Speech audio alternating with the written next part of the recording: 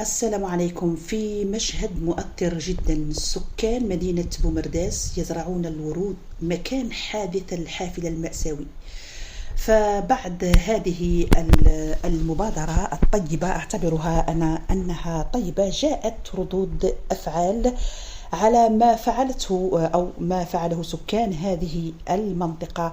منهم من قال بدينا بسم الله، في عوض يديروا حاجة تجيب لهم الأجر، بداو في عوايد المسيح والورود والخرطي.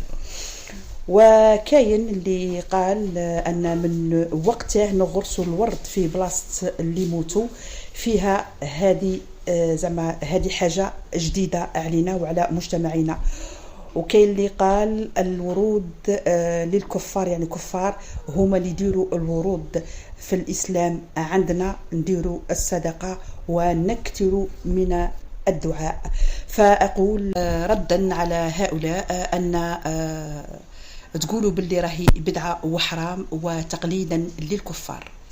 ألم تقرأوا في سنة النبي صلى الله عليه وسلم أنه مر على قبرين يعذبان، فأمر بغصن شجرة فغرسهما على قبريهما، وقال صلى الله عليه وسلم لعل الله يخفف عنهما.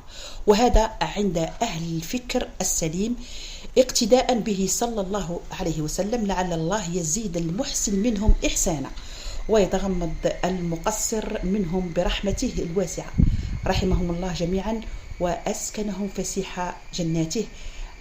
أطرح عليكم السؤال، فما رأيكم في هذا الموقف الذي أخذه سكان هذه المنطقة أين وقع الحادث الأليم؟